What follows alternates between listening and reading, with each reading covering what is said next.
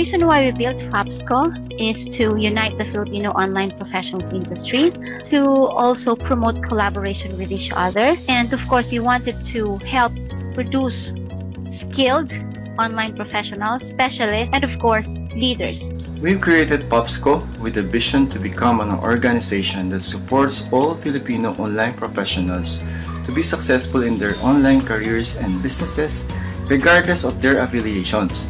I joined FAPSCO because as an online professional who's working at the comfort of my home, I needed other individual can share with me on this freelancing journey.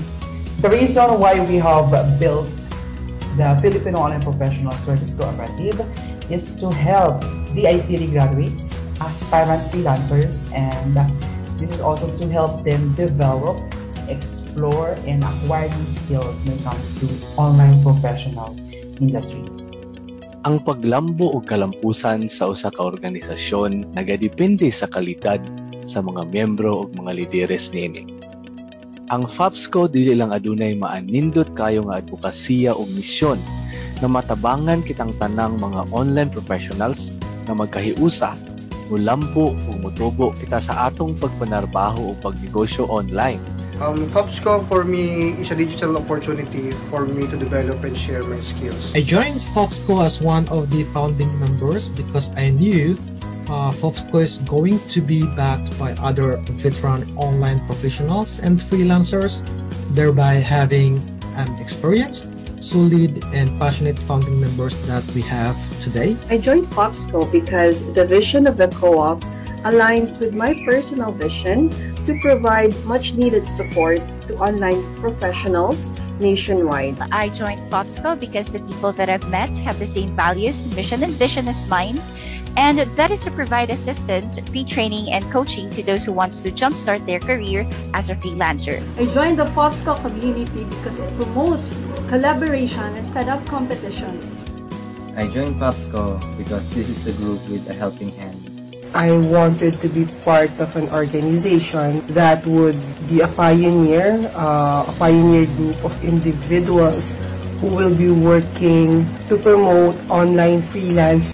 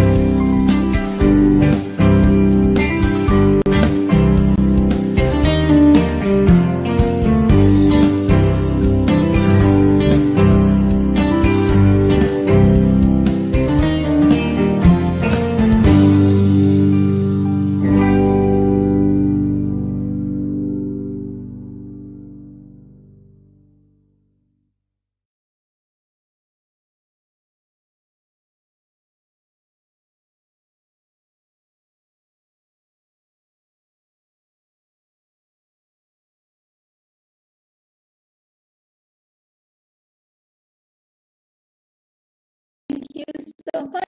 Nako, live na pala, hindi ko na naman nakita. Good evening, everyone. Welcome to FAPSTalk, friends and online professionals. This show is for you. FAPSTalk is of course brought to you by FAPSCO, the national-based cooperative for and by Filipino online professionals. Pag hindi nyo pa nalalike ang aming page, please go to our page, facebook.com/fapsco.ph, and you may also find us in Instagram, YouTube, LinkedIn, or visit our website, fapsco.ph. Alright, sige, medyo masama ang pakiramdam ni Shirlene ngayon. So, kailangan niya nang mag-exit kami muna ni Tin. Ladies and gentlemen, naku, pasensya na kayo. Ganun talaga inaabot ng pagod ang mga online professionals. So, Tin, how are you today? Good evening po, Miss Rosh. Okay naman. Good na rin. Kaya nga, I think pare-pareho tayo ng nararamdaman these past few days. Yeah. Kamusta po kayo? Yeah, kaninang hapon medyo exhausted din, pero eto tuloy lang, laban lang, 'di ba? The show must go on, ika nga. Pero syempre bago kita tanungin ng katakot-takot, I want to share everyone who is Christine Baguio, 'di ba? Kasi si Christine siya ang ating special guest for today, and kung hindi alam ng nakararami, siya ay ang aming anong tawag doon, chairman ng membership committee ng FAPSCO. Alright? And she has been breastfeeding for 8 years now. Siya ang magpapaliwanag niyan kung papaano. Ako rin ay nagtataka. And then, VBAC, Warrior Chemical Engineer turned freelance copywriter and email marketer. She is also a digital jobs page trainer under the Department of Information Communications and Technology, handling classes on social media marketing. Ang alam ko, nag-handle ka rin ng VA, tama? For VA, hindi pa po. Hindi pa. For Okay. SMM. Okay. She is an advocate and resource speaker for digital literacy, fact-checking, digital skills, and women empowerment. Syempre, Christine Baguio is a registered chemical engineer, wow, with almost a decade of experience in the petrochemical industry as part of the operations and engineering departments. Di ko kaya to.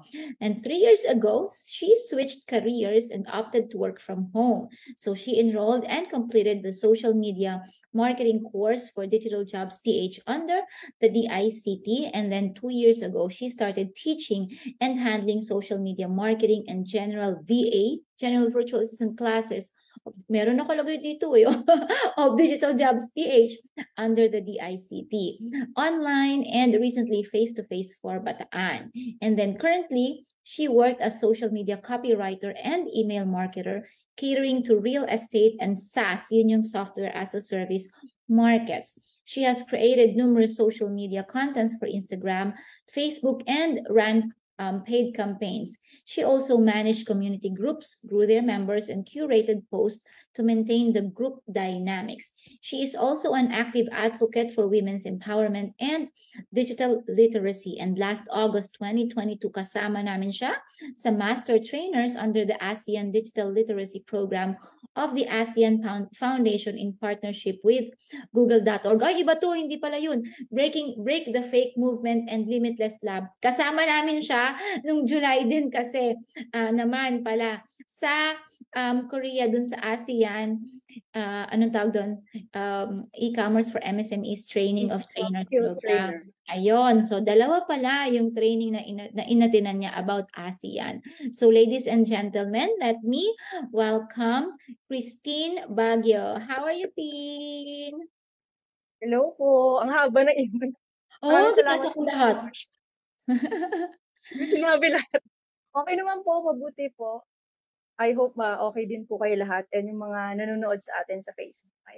Yes, so kahit tayong dalawa lang, at least kaya nating maging maituloy ang ating show. At syempre, hindi lang natin basta to itatawid. Kailangan maging masaya tayo tonight. 'Di ba? Para masaya din naman yung mga manunood. So, Tin, dun sa kwento mo kanina na from chemical engineer, naging social media manager ka, why made the switch? Anong nangyari? So basically, babalikan natin yung nakaraan. I started po as an engineer talaga kasi ngayon ang ginraduate. And then almost, I think 10 years, almost a decade, nag-work po ako sa planta. Yun nga, under engineering and operations. And then eventually, nag-start po yung parang mind shift when I had my firstborn. So 2015, pinanganak po yung aming panganay. And yung normal, typical nanay scenario na pagising mo sa umaga and you had to go to work, umiiyak yung bata. Yes. So, na-experience ko yun. And siguro if you're a mom, makaka-relate ka na parang hirap. Abigat sa kalooban mo. Kasi every day na pumapasok ako, my work before is 8 to 5. Pero I had to leave early kasi medyo malayo yung bahay namin. And then may shuttle service kami. So, kailangan abangan ko na siya. Sorry po? Sa Petrochem? Yes po. Maribeles. Yes.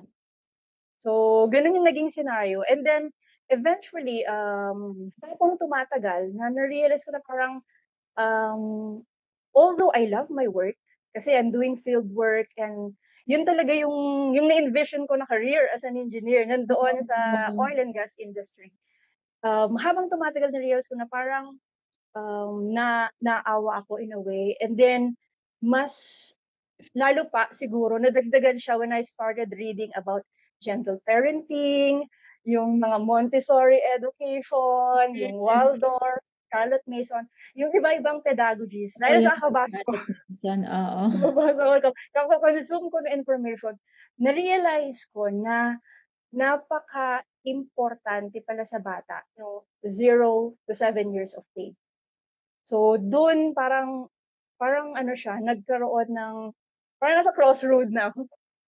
Dumating ako sa crossroad na, my son needs me at that stage in his life. And gusto ko rin maging available and maging present for him. So, yun po. So, nung whole duration noon, 2015 to 2019, before the pandemic actually, nag-iisip na ako, nag-iisip na ako ng options. Ano bang pwede kong gawin?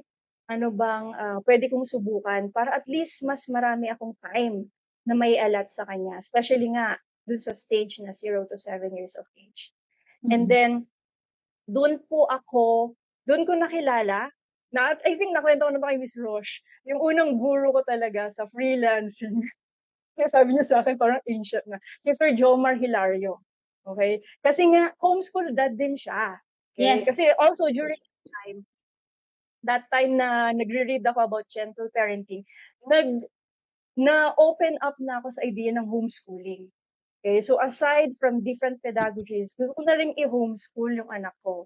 So bago siya pumasok ng K-12, may K-12 na nun gusto kong sa bahay siya or sa amin as my child's parent, ang unang mag-educate sa kanya. So yun, balik tayo kay Sir Jomar Hilario. Homeschool dad and then online guru. Okay? So umattend ako nung different workshops niya, virtual, I think virtualstaff.com. Actually, may book ako dito niya. Saan na ba yun? Hindi ko na makita. Kasi meron akong book niya, tapos nag-avail ako ng different programs niya. And then I started from there exploring mga online careers.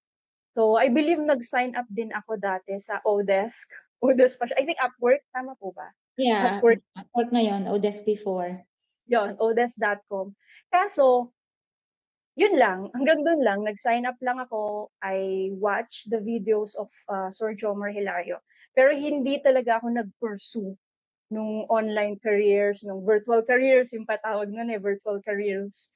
So, yun, dun siya nag-stop. And then, eventually po, when I had my second child, that was 2019, and then, dumating yung pandemic. So, before the pandemic happened, meron ng problem financially yung company namin. So, they were already having some problems na pagbuhin ulit yung plant. So, we were given the option to leave the company and look for another job. And siguro kagandahan, syempre may separation pay from the years that you have served the company. So, doon naisip ko na, anong gagawin ko kaya after my work sa company? Kasi nga, especially if, ewan ko sa mga working parents here or mga career professionals, pag ganun ka nakatagal sa kumpanya, meron ka na syempreng attachment sa mga taong kasama mo, sa work, sa daily routine na ginagawa. So parang for me, ang hirap umalis, ang hirap maghanap ulit ng ibang work or mag-start ulit ng panibagong career. Pero yun, eventually I had to leave the company and then the pandemic happened. So parang nag-stop lahat, that's 2020.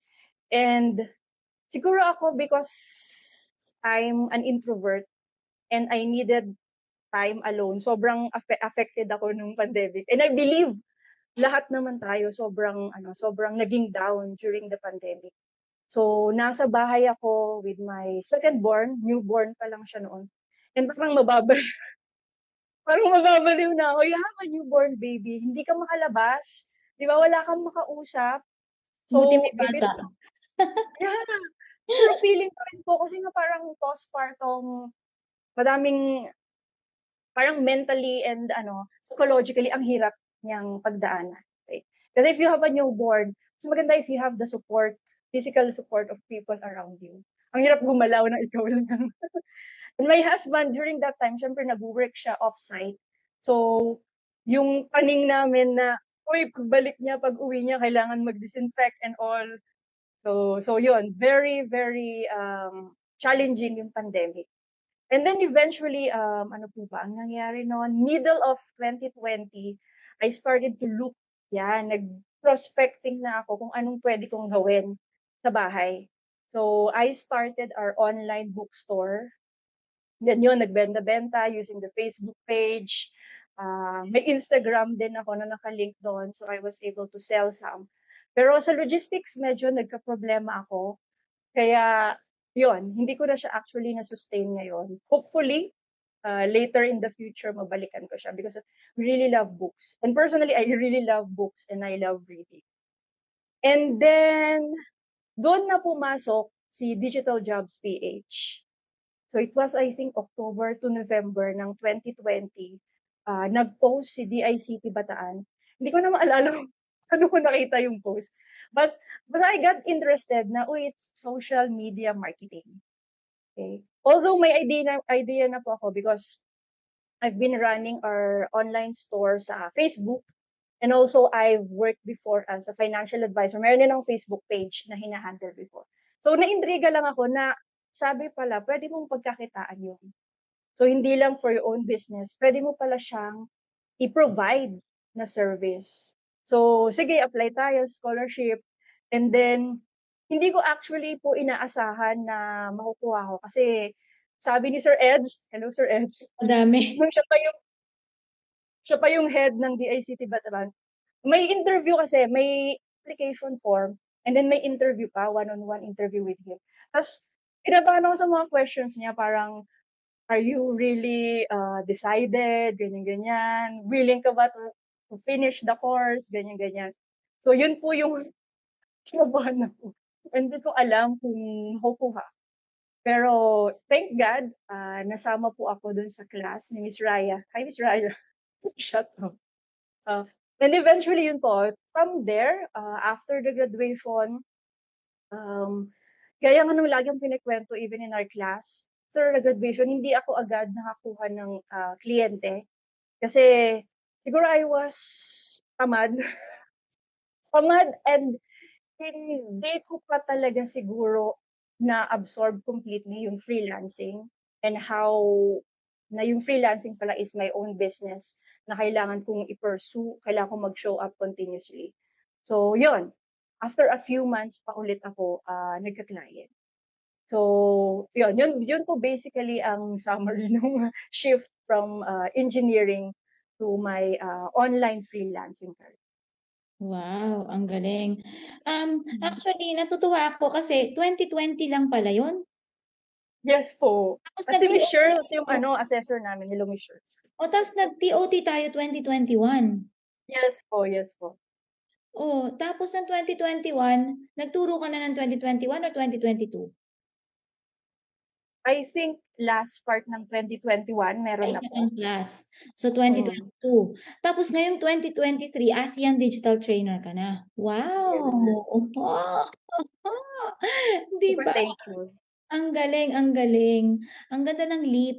And then hindi ko na-realize na interested ka rin sa homeschooling before. So, hinomeschool mo ba yung anak mo or napilitan ka kasi nag-pandemic? Actually, may plan na po talaga kami homeschool even before the pandemic. So, Okay. nag-i-inquire na kami ng mga homeschool providers, yon. And then, siguro it's a blessing in disguise na magandang rason na there's a pandemic. Kasi, honestly, yung people around us, they were not open to the idea. Kasi po on our side, sa family namin, both ng husband ko, hindi pa or first time nilang marinig yung homeschooling talaga.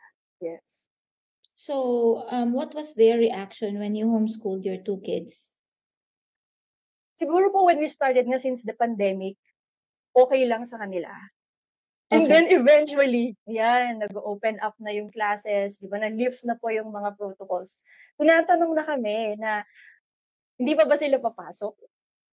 Yan. So, ang normal, ano ko naman is, yung anak namin mismo tinatanong namin if he wants to continue homeschooling or gusto na niya. Ayaw pa naman niya. So, we are still continuing. Anong provider nyo, Tin? Ngayon po, we're enrolled with Casa del Libro. Saan yun? Based in Laguna. Sa Ah, Laguna po sila nakabase. okay. Sige. Ang ganda ha. Yung mga mommies na nanonood ngayon, baka gusto nyo ring itry ang homeschooling. Pareho pala kami ni Tin na homeschooling moms. Tin, alam mo, hindi ko alam. Hindi tayo nagkaroon ng chance magkwentuhan ng ganito sa Korea. Oh, sorry. Masyadong alad ka rin. Grabe, hectic ang schedule. Roommate kasi kami ni Tin, guys. Opo. Sa Korea, pero never kami nagkaroon ng chance na ganito magkwentuhang buhay lang. 'Di ba?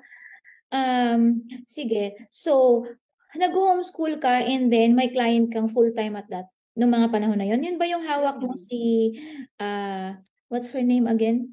Our Si client. Marla po. Marla, oo. Yeah. Hi, Miss Marla. Yeah. Assuming. Yes po.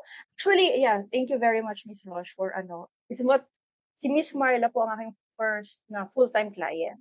Thank you, courtesy of Miss Roche. Kasi siya Talaga? yung Hindi ko rin yes po. alam. Kasi ni-refer lang talaga kita. And then she loved you very, very much. O sabi ko, hindi ako mapapahiya dyan. Sa'yo na yan. Bahala ka Yes na. po, yes po. Hindi ko na-realize. First full-time client po siya. Oo, hindi ko rin siya alam. Kasi never na tayo nagkausap after. Yes po. So, sobrang busy. Busy nyo, lalo po kayo. Dami yung kabisihan during that time. Pero maganda kasi magandang training ground si Marla kasi yung client niya marami tapos technical. Nag-enjoy ka kasi CRM yun eh. Hanggang gaano karami yung nahawakan mo sa high level? Actually po, sobrang dami. Kasi parang with that work, ang dami pong na-open sa akin. Kasi first time kong mag-handle ng CRM, ganun pala ang CRM. Kasi ang CRM lang natin, di ba dati yung sa Google, sa Street. Yung CRM nila, ganda, you can input or inject email marketing. You can even call the client. You can send SMS. Pwede ka rin mag-schedule. So, first time ko po talaga maka-encounter ng ganun. And then, yung deep ka sa loops ng CRM was very, very beneficial for me, syempre. Second po is, natutunan ko yung mag-run ng ads. Si Miss Mark, first time ko rin yung gawin. So, natuto ko ng how to target, how to create the graphics, the copy. So, ang dami ko pong natutunan. Also pala yon, that's second. Third is community management. Kasi ako rin po nag-handle ng Facebook group and page ng client ko. So, super daming experience po from that role. Nice. Hindi ko na-realize na noong mga panahon na yon hahawak ka ng ganong katinding trabaho. Kasi when I trained people for GHL, nakita ko yung lawak eh. Kasi before, ginagamit ko na yung GHL. Pero nung ginawan ko siya ng training module, doon ako masyadong nagulat. Hindi kasi siya katulad ng training module ng DJT. Iba kasi yung GHL. Kasi every 2 weeks nagpapalit ng ng dashboard. Yes. Diba? Opo. Tapos palaging merong additional na feature, may additional na namang tool, may additional na icon. So, ang hirap niyang habulin. So, hanggang ngayon, hindi ko siya nahabol kasi hindi ko naman siya na ginagamit. At least I was able to finish a class.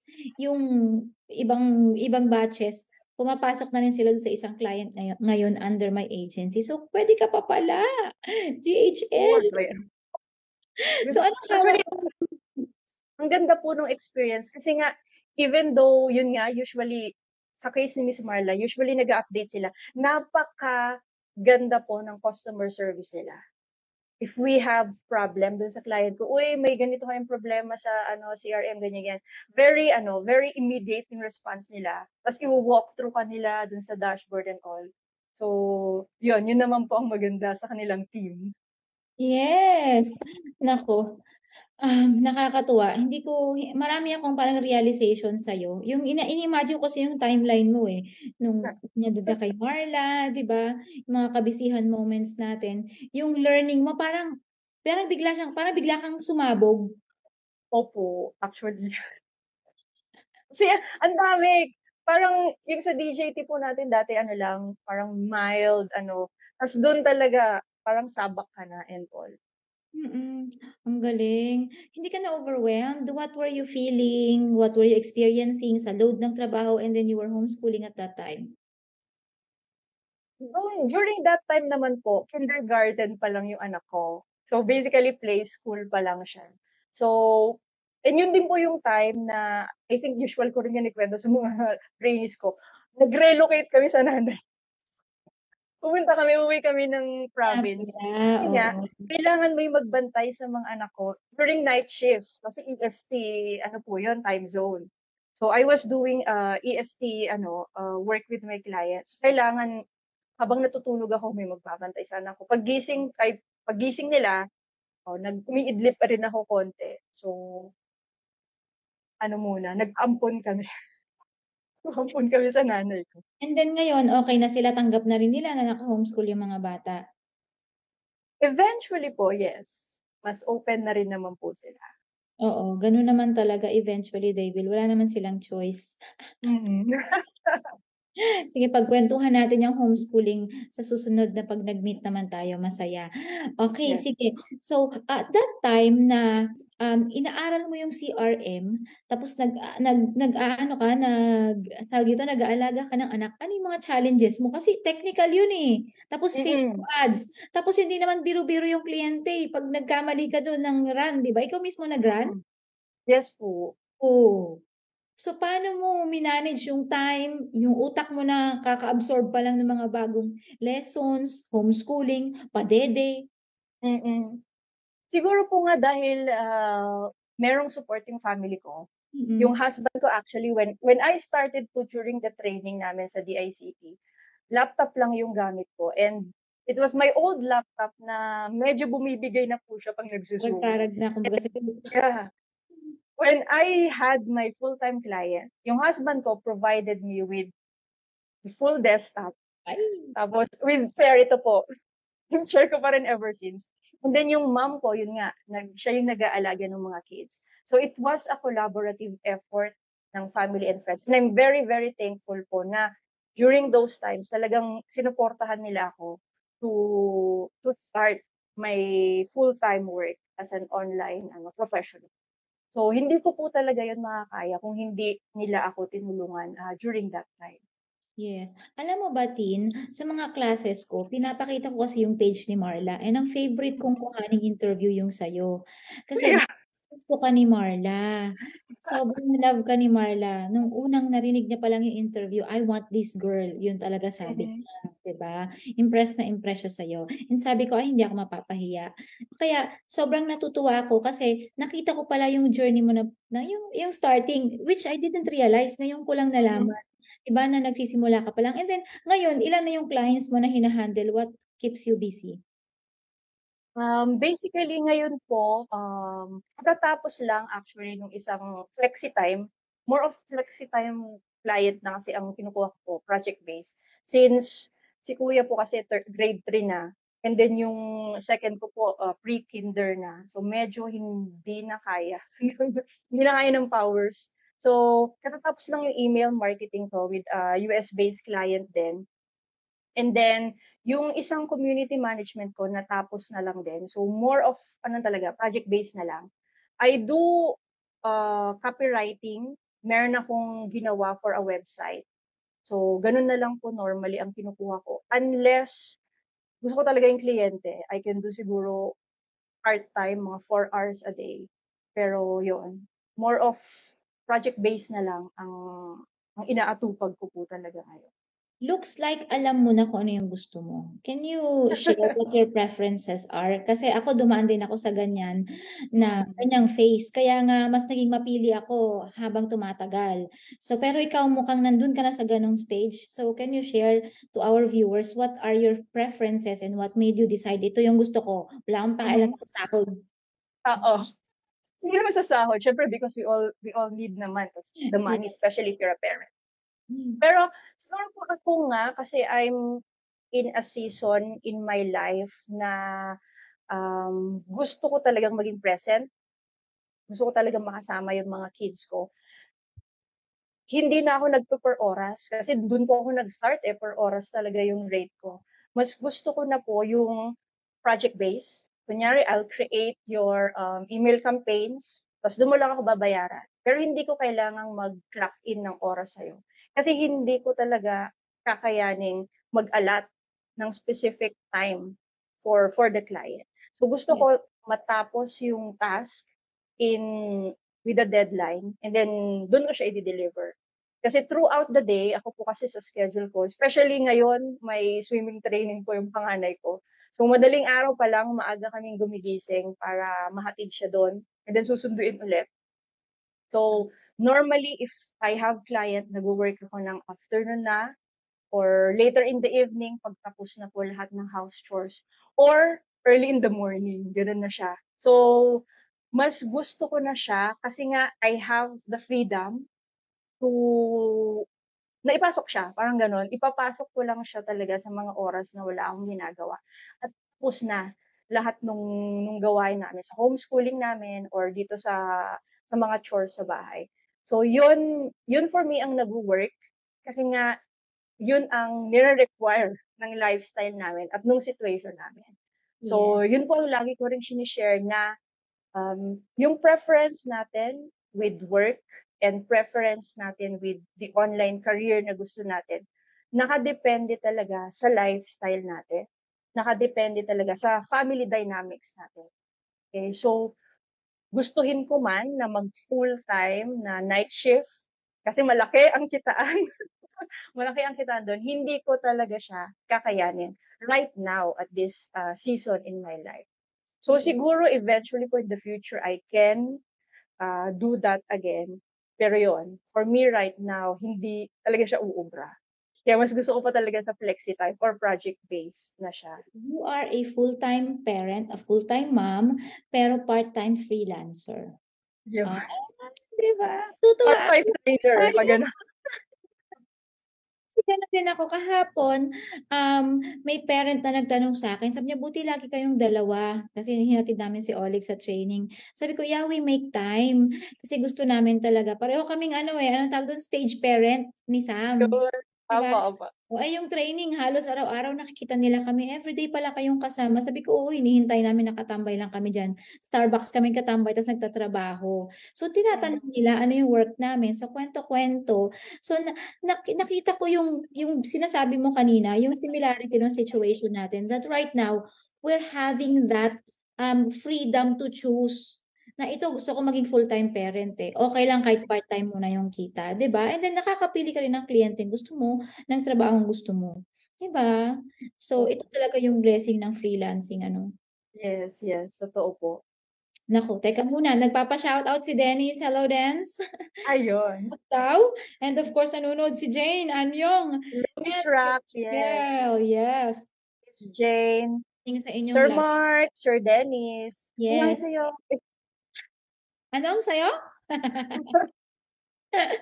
Ang aming mga kasama sa tawag doon sa Korea.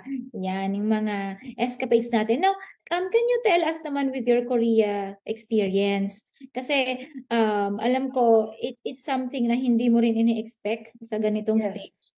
So can you please tell us about the experience when you were applying and then when you're finally sure that you will be part of the training program? Ayun, yun nga po.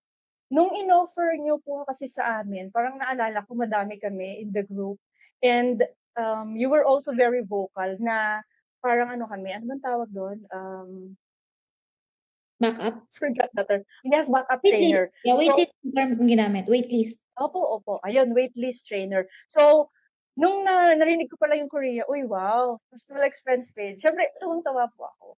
Pero I was expecting much, syempre kasi ayoko rin naman ma-heartbroken in the end. Pero yun, so when I learned about that, nag-prepare na ako ng schedule. Kinausap ko na yung husband ko, syempre wala akong magpaalam. Anong gagawin if I will be chosen, ano yung magiging sistema sa bahay, especially the kids. So kahit na hindi pa ako sure, pine-prepare ko na sila na ganito, lilipad ako. Para at least hindi ako hanapin, especially yung second born namin na, yun nga, nagdedede pa rin paggabi. And then, natuwa ako, although, syempre nalungkot, actually bittersweet po yung feeling when Miss Lizelle called me and sinabi niya sa akin na sama ako dun sa pool of trainers na atin. Kasi ibig sabihin, meron isang hindi sasama. Okay. Kasi kaya po talaga bittersweet feeling siya. And then eventually when I learned na yung nagpa-process na ako ng papers and all, na-excite ako. Kasi it was my first international trip po talaga. Kaya very thankful ako. Yes po. Very thankful ako sa Women Biz, PH, and FAPSCO. Very thankful ako sa opportunity. So, yun. And then, first time ko rin makakasama yung ating mga FAPSCO team members. Kasi nga, sa Zoom lang. Sa Zoom lang po talaga tayo nagkikita ang lahat. Okay, so, yun. So, super ganda. Super ganda po ng experience. And, yung Korea talaga when I first saw it, ang ganda, ang linis. Yun talaga yung unang nakita, ang linis, ang ganda. And, in terms of how they, siguro dahil maganda rin yung hotel natin. Shout out sa Novotel. Ang ganda, kaya tuwang-tuwa po ako sa experience. And syempre yung food, yung mga napasyalan nating iba't ibang lugar doon. So, I'm very, very thankful po for that experience na mapunta sa Korea and to join the training of trainers, syempre. Ibang, parang it's another feather in the cap, di ba? Iba pong kalibre yung matawag kang ASEAN Digital Trainer. So, yun po. Updated na ba ang profile mo? On-update ko na po sa LinkedIn. Ako rin LinkedIn pa lang. Yung website gagawin ko pa. At saka yung Facebook. Inuunti-unti. Ang hirap kaya. Ang hirap nga. Resume pa, di ba? Opo. Ayun, hindi pa updated. Hindi pa updated ang lahat. Yes, tama. Ay, nako. Sa Korea, during the 10-day stay in Korea, when you were speaking in front of the 200 delegates from the different 10 ASEAN nations, what were you feeling? What were you thinking? And then do you have you been visualizing yourself doing that? Have you been dreaming of it? Anong kwento behind that? Actually, hindi ko po siya na-imagine na mangyayari talaga. So when I went to Korea, magte-training, my workshops, ganyan-ganyan. So hindi ko po talaga na-imagine that I will stand there with MJ na magsalita po in front of the ASEAN participants. So it was a surreal experience na magsalita. And siguro it was a form of like kinakabahan. Sabi ko kay MJ, kinakabahan ako. Hindi halata. Po, kahit po ngayon na may speaking engagement or may class, lagi po akong kinakabahan. Yung tipong kumukulog yung tiyan and all na ganun kaba. Although hindi man kita siguro ng iba, pero lagi po akong kinakabahan. Yan. So it was a very great experience yung magsalita ka in front of ASEAN Asian country. Oo. Nararamdaman ko yung kaba mo kasi ako kahit ilang beses na ako umakyat doon, kinakabog yung dibdib ko di ba? Iba talaga yung feeling kasi yung crowd, hindi mo sila kilala eh. Yes. And then all of them, alam mo mas matataas sila sa'yo. Di ba? Yung meron doon may-ari ng school, mga business di ba? Meron pang mga matataas palang official ng government sa mga country nila. O di ba may artist doon, merong writer, may author, may journalist, di ba? Nakukuha ka ng book niya, di ba? Yes po, meron po ang book. So, iba't ibang klase ng tao talaga. So, hindi maaalis yung kaba. But the mere fact that you stood there, you represented the Philippines and Women in Biz, you mentioned FAPSCO and the whole team, it says something about your personality. You're a go-getter. Competitive on your own, di ba? So, I'm so happy and I'm so proud of you. May natutunan ka bang special lesson dun sa Korea or ano yung take home mo, take away mo from your experience in Korea?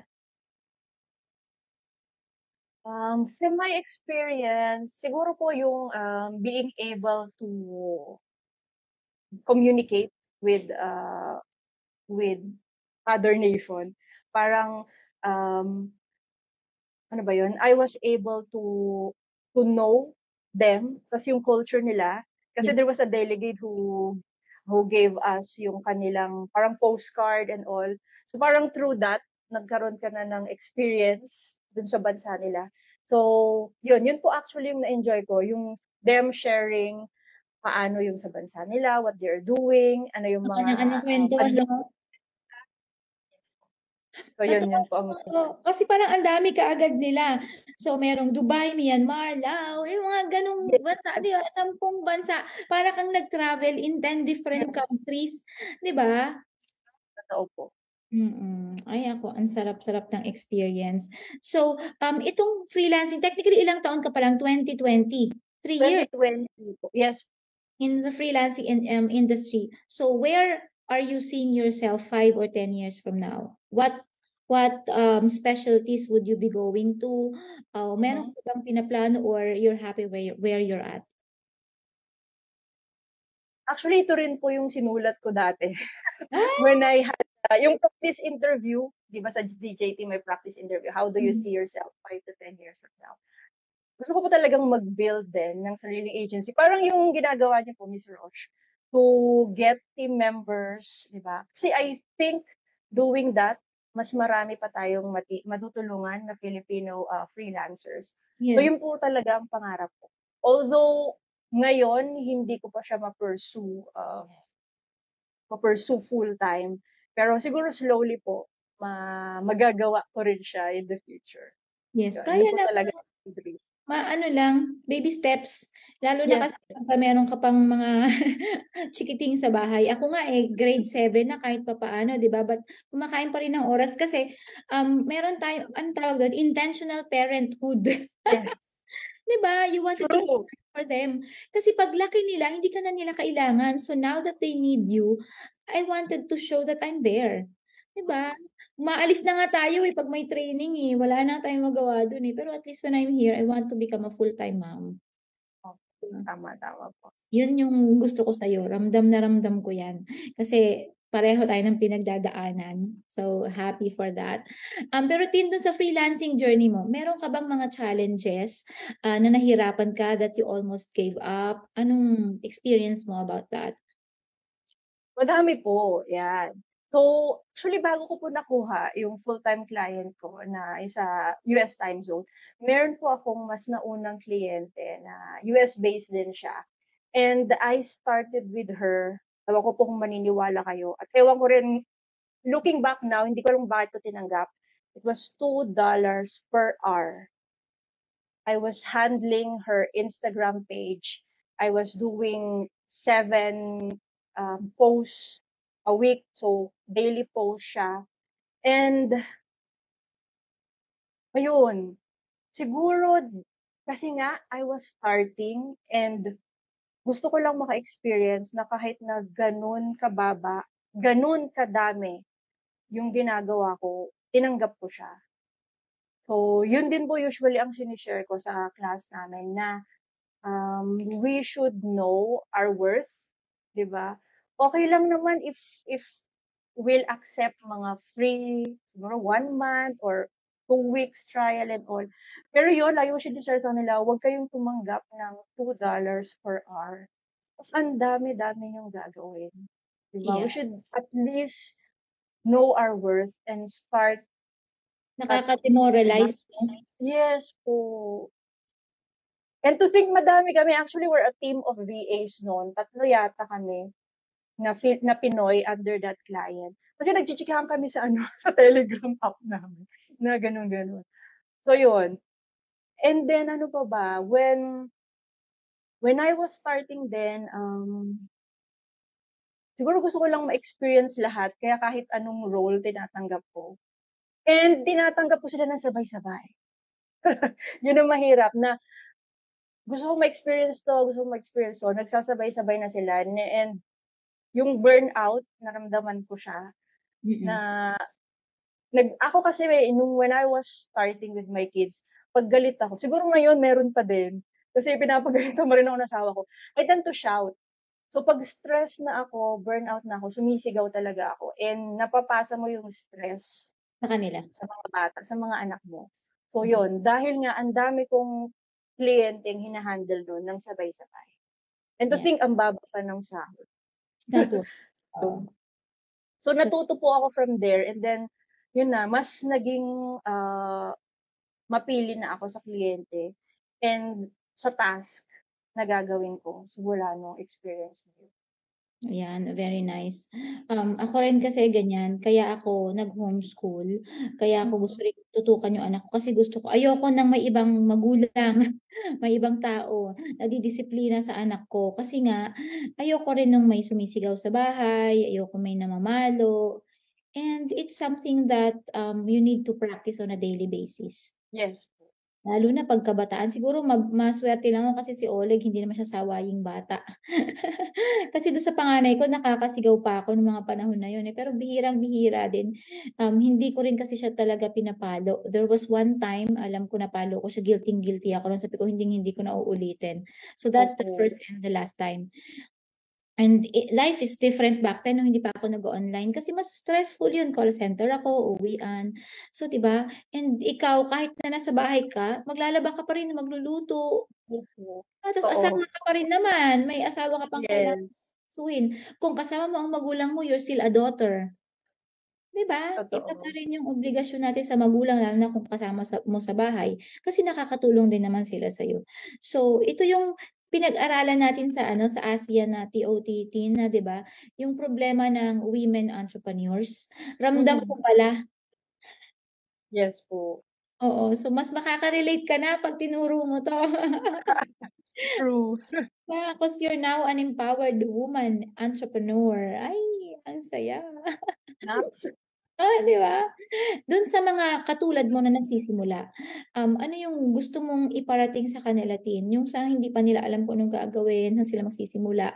Kung walang DJT, not everybody has the privilege to enroll to become a scholar of DJT. 25 lang kasi yung bawat class. Tapos ngayong taon na to, 2, maximum of 3 siguro per province. Hiwa-hiwalayin pa nila yan kung saan-saang diba, towns. So kung walang DJT, for example, anong maibibigay mo sa kanila advice? Saan sila pupunta? Saan sila magsisimula? Siguro po ang advice ko is that when you are, kunyari may work ka pa, may current work ka pa ngayon, you start exploring na.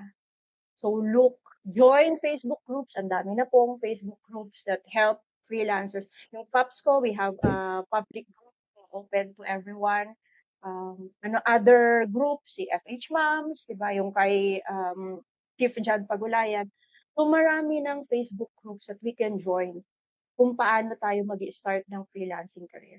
So while you have the current job, you start exploring na. Mag-join ng groups, magbasa, mag-watch ng videos online, and then isa-isa, diba? You learn the basics. Ano bang meron akong skill? Like for me, kasi nung nag-work pa po ako sa Plata, I really love writing. So, nung habang nag-work ako, I do parang, ano man tawag dito? Hindi man ghostwriter, pero I write for a friend's blog. Si Miss Jack, kilala